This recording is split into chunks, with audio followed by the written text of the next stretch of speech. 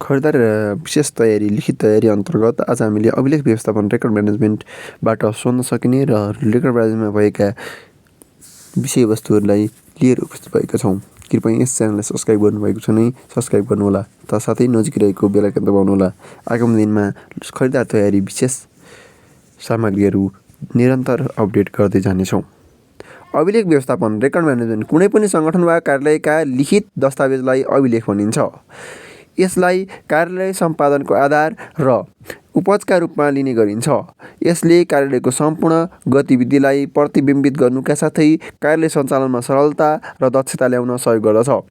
अभिलेख कार्यालयको वैधानिक एवं महत्त्वपूर्ण प्रलेख हो। यसले विगतका गतिविधिको जानकारी प्रदान गर्नुका साथै भविष्यलाई आधार समेत प्रदान गर्दछ। कार्यालयमा मानव स्रोत, आर्थिक स्रोत, भौतिक स्रोत एवं सूचना स्रोतहरू हुने भएकाले दिनको छुट्टा छुट्टै अभिलेख राख्नुपर्छ। अभिलेखको अभावमा विगतका निर्णय, घटना, सूचना, दस्तावेजको जानकारी हुँदैन र नयाँ निर्णय लिन सकिँदैन। फलस्वरूप कार्यालय अपाङ्ग बन्नु पुग्छ।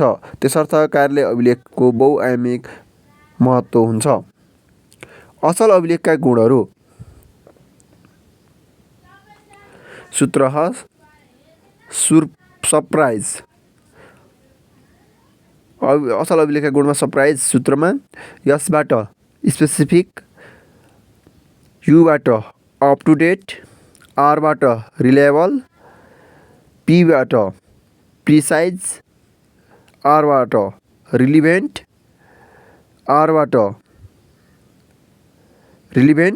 आईबाट इन्फर्मेटिभ, यसबाट स्पोन्टेनियस, ईबाट इभिडेन्टल। अभिलेख व्यवस्थापन सङ्गठित लक्ष्य एवं उद्देश्य प्राप्तिका लागि आवश्यक पर्ने कागजात तयार गर्ने, सोको प्राथमिकरण, वर्गीकरण, भण्डारण एवं उपयोग गर्ने तथा अनावश्यक कागजलाई धुल्याउनेसम्मको सम्पूर्ण गतिविधिलाई अभिलेख व्यवस्थापन भनिन्छ। यो एउटा व्यवस्थित र उद्देश्यमूलक कार्य हो। Record management is all about knowing what you have, where you have and how long you have to keep it. It is also the art of the handling and maintaining record of organization. अभिलेख व्यवस्थापनमा निम्न विषय सन्निहित हुन्छन्: creation सिर्जना, administration प्रशासन, retention र डिस्प्युटेसन्स।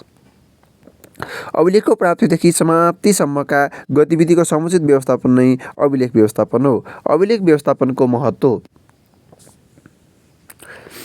कार्यमा प्राप्त हुने कायदा सुरक्षा गर्न। 2. सङ्गठन वा निकायको संस्थागत स्मरणलाई मजबुत बनाउन। 3. तथ्यमा आधारित एवं वस्तुगत निर्णय प्रक्रियामा संस्थागत गर्न। 4. भविष्यमा कानुनको प्रमाणको रूपमा अभिलेख प्राप्त गर्न। 5. कार्य सम्पादनमा शीघ्रता, सरलता, मितव्ययिता र प्रभावकारिता ल्याउन। 6. अध्ययन अनुसन्धानका लागि आवश्यक सूचना तथा जानकारी उपलब्ध गराउन। 7. विवाद समाधानमा टेवा पुर्याउन। 8. संगठनात्मक प्रगति मूल्याङ्कन गरी कमी कमजोरी सुधार गर्न। 9. खोजेको समयमा सजिलै अभिलेख प्राप्त गर्न। अब लागौँ अभिलेख व्यवस्थापनका सिद्धान्तहरू। 1. उद्देश्यको सिद्धान्त। 2. प्रामाणिकता वा सत्यपनको सिद्धान्त। 3. उपलब्धताको सिद्धान्त। 4. वर्गीकरणको सिद्धान्त। 5. उचित लागतको सिद्धान्त। 6. लोचदारको सिद्धान्त। 7. अभिलेख थन्काइको सिद्धान्त। नेपालमा अभिलेख व्यवस्थापन। यसका सकारात्मक पक्षहरू। संविधानमा सूचनाको हक। 2. सूचनाको हक सम्बन्धी ऐन 2064 र नियमावली 2065। 3. सुशासन व्यवस्थापन तथा सञ्चालन 2064 र नियमावली 2065। सरकारी कागज धुल्याउने नियम 2027। अभिलेख संरक्षण ऐन 2046 र नियमावली 2063। सरकारी कर्मचारीको अभिलेख राख्न नियामती किताबखाना, प्रहरी किताबखाना, सैनिक किताबखाना, शिक्षक किताबखाना लगायतको व्यवस्था। भूमि सम्बन्धी अभिलेख राख्न मालपोत नापी कार्यालय तथा विभाग, भूमि सुधार सम्बन्धी मन्त्रालय, क्रियाशील रहेका आर्थिक मामिलाको अभिलेख राख्न मलेनिका, मलेपको लेनिकाको अर्थ मन्त्रालय आदि सक्रिय रहेका। अदालतको कानुनी विषयको रेकर्ड राख्ने गरेको, राष्ट्रिय अभिलेखालयको व्यवस्था गरिएको, पुरातत्व विभागको स्थापना गरिएको, गभर्नमेन्ट डाटा इन्टिग्रेटेड सिस्टमको स्थापना गरिएको। यसका नकारात्मक पक्षहरू। नेपालमा अभिलेख व्यवस्थापनका नकारात्मक पक्षहरू अथवा समस्याहरू। 1.